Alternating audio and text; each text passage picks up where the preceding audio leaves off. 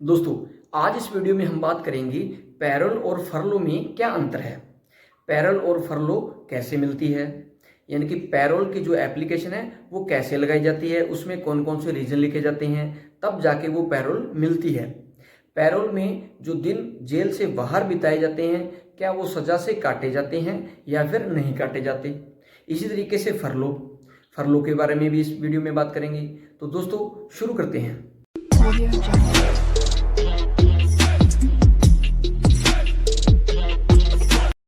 दोस्तों, मान लीजिए जब किसी व्यक्ति पे कोई केस हो जाता है, कोई एफआईआर दर्ज हो जाती है और उस केस की जो प्रोसीडिंग है वो कंप्लीट होने के बाद उस व्यक्ति को दोषी करार दे दिया जाता है, उसे कन्विक्ट कर दिया जाता है, उसे सज़ा सुना दी जाती है। फॉर एग्जाम्पल उसे 7 साल की सज़ा सुना दी। अब उसकी क्या है, अपील डल गई और अपील में जो ऊपर की कोर्ट है उसने भी उसे सज़ा सुना दी, यानी कि वो सज़ा को कन्फर्म कर दिया। तो अब उसे कैद में भेज दिया, जेल में भेज दिया, अब वो कैदी है। तो ऐसे में उसे भी समाज में आने के लिए, अपने परिवार में आने के लिए, अपने परिवार के कुछ काम करने के लिए बाहर आने की ज़रूरत है। लेकिन वो बाहर कैसे आए, तो ऐसे में जो पैरोल का कंसेप्ट है ये काम में आता है। दोस्तों, पैरोल के कंसेप्ट को समझने के लिए हम सुप्रीम कोर्ट के एक केस को समझते हैं।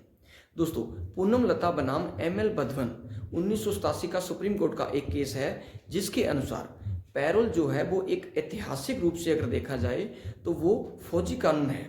यानी कि जो युद्ध के कैदी थे, जो वॉर प्रिजनर थे, उनको कुछ समय के लिए घर जाने के लिए और वापस आने के लिए कुछ समय दिया जाता था, जिसे हम पैरोल कहते थे।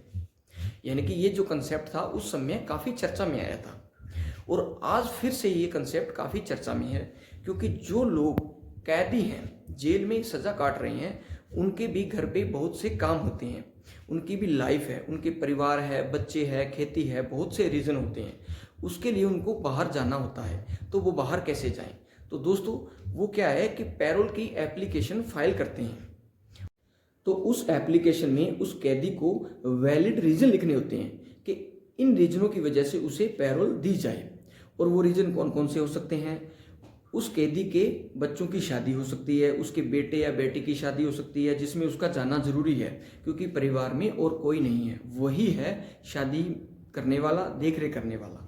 या फिर उस व्यक्ति के पास कोई ज़मीन है तो उसकी खेती करने के लिए वो बाहर जाना चाहता है, तो ये भी रीज़न लिख सकता है। या फिर वो अपनी बीमारी का रीज़न लिख सकता है। तो दोस्तों, उसकी पैरोल एप्लीकेशन में ये वैलिड रीज़न जो लिखे जाते हैं, उनको संबंधित जो अधिकारी है वो वेरीफाई करता है कि कैदी ने बाहर जाने के लिए, यानी कि पैरोल के लिए जो रीज़न दिए हैं, क्या वो रीज़न रियल में, वास्तव में सही है या नहीं।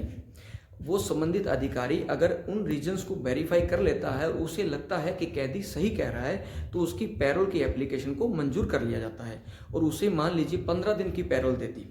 अब दोस्तों समझना ये है कि 15 दिन की जो पैरोल मिलती है, व्यक्ति को सज़ा मान लीजिए 7 साल की हुई थी, अब 7 साल में उसे 15 दिन की पैरोल देती, तो अब उसे उस सज़ा से 15 दिन माइनस हो जाएंगे या नहीं होंगे।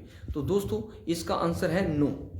उसे सज़ा के 7 साल कंप्लीट करने पड़ेंगे। अगर वो पैरोल पर 15 दिन बाहर जाके आया है तो उसे वापस आकर वो 15 दिन एक्स्ट्रा लगा के 7 साल कंप्लीट करने पड़ेंगे। ये पैरोल का नियम है। दोस्तों, अब हम बात करेंगे फरलो की, कि फरलो क्या होती है और कैसे मिलती है, कितने दिन की मिलती है, कब रद्द हो सकती है।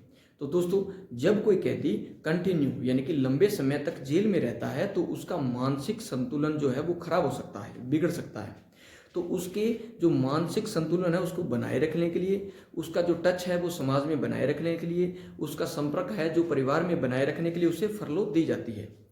फरलो कब दी जाती है दोस्तों? फरलो पैरोल की तरह एप्लीकेशन फाइल करके और अच्छे रीजन दे के नहीं ली जाती।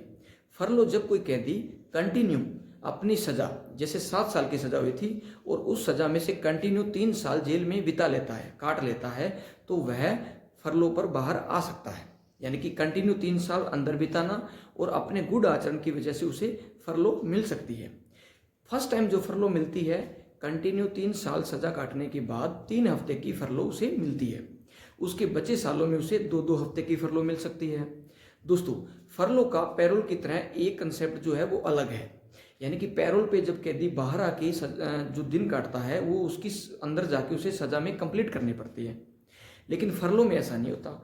फरलो में यानी कि 3 हफ्ते के लिए अगर व्यक्ति बाहर है, जेल से बाहर है, तो ये मानो उसकी सज़ा कंटिन्यू काउंट हो रही है, यानी कि उसकी जो सज़ा है उसमें से वो 3 हफ्ते के दिन है वो माइनस नहीं किए जाएंगे, वो काउंट किए जाएंगे। ऐसा मानो कि वो जेल में ही है, उसके दिन काउंट हो रहे हैं लेकिन वो है बाहर। ये फरलो का नियम है। दोस्तों अब बात करेंगे हम फरलो और पैरोल में अंतर क्या है, इनमें डिफरेंट क्या है। तो दोस्तों पैरोल जो है वो किसी व्यक्ति के गुड आचरण यानी कि अच्छे आचरण के लिए और वैलिड रीजन को देखते हुए दी जाती है, ताकि वो समाज में आ सके, अपने परिवार में आ सके, अपना कोई ज़रूरी काम है वो कर सके। जबकि फरलो जो है वो कंटिन्यू कैदी के 3 साल तक की सज़ा काटने और उसके गुड आचरण के लिए, गुड कंडक्ट के लिए दी जाती है। ये इनमें डिफरेंट है। तो दोस्तों ऐसी और कानूनी जानकारियों के लिए प्लीज़ चैनल को सब्सक्राइब करें।